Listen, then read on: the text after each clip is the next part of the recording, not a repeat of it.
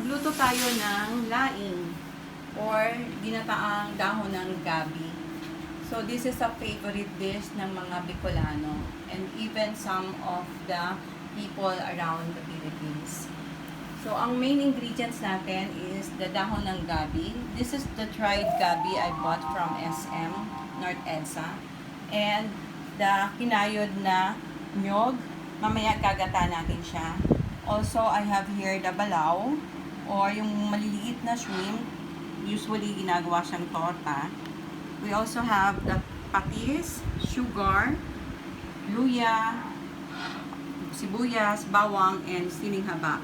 And lalagyan natin siya ng twist na instead na ang shrimp or crabs ang ilalagay natin as sahog, ilalagay natin ang suso. So, bihira ko lang ito makita sa market. That's why naisip kong gumawa ng laing or magluto ng laing with special suso as sahog, as halo. So, the final ingredients. So, yung kinayod na nyog kanina, ginata ko siya. And I have now the kakang gata. And the second gata, I have nilagyan ko siya ng sangkap ng hot water. And so, yung pangatlo at pang-apat na gata, ito siya. Gagamitin natin siya para sa ginataang gabi. And yung gabi kanina na dried, ibinabad ko siya sa water, tap water for about 3 minutes. And ito na yung ating suso. So, tinanggal po yung pinakaduling part niya para mas madali siyang sungkitin pag kakainin na siya. So, we add also oil sa ingredients natin since maggigisa tayo. Hindi na kayo, magluto tayo. Isa na tayo. First, painitin muna natin ang kawali or kaldero.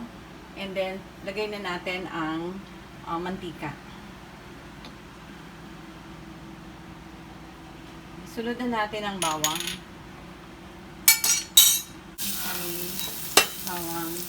Saluin lang natin.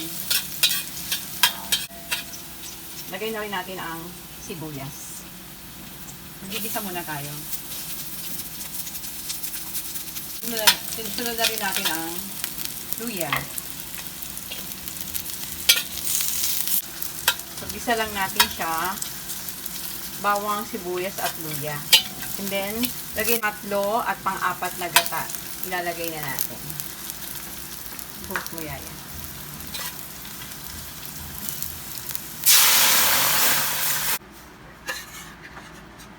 Okay, so ito yung ginata natin kanina. Yung pangatlo at pang-apat na gata. Painitin lang natin siya. And then, susunod na natin yung dahon ng gabi. Pakuluin lang natin siya ng saglit. Okay, so, kumulo na yung gata. Pwede na natin ilagay ang dahon ng gabi.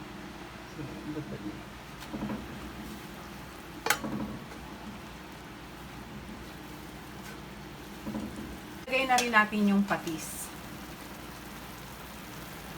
So, pabayaan lang natin siya. Tatakpan natin siya for about 2 to 3 minutes. And then, babalikan natin siya.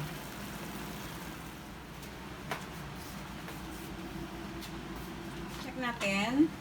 After 2 to 3 minutes, so ito na siya. Ilalagay na natin yung dried balaw.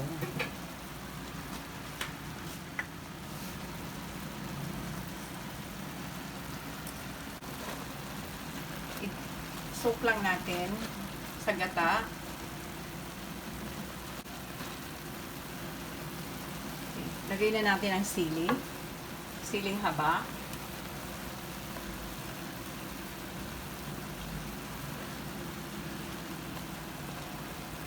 At ang sugar. So, at least 1 tablespoon of sugar, brown sugar. So, if you have white sugar, pwede rin gamitin.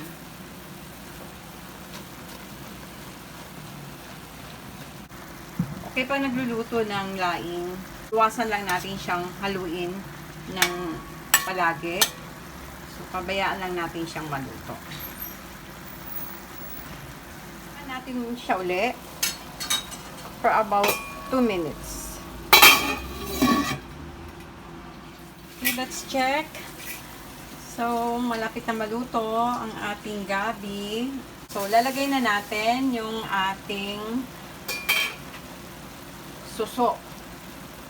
Okay, so lagay na natin siya. Then, takpan natin siya ulit.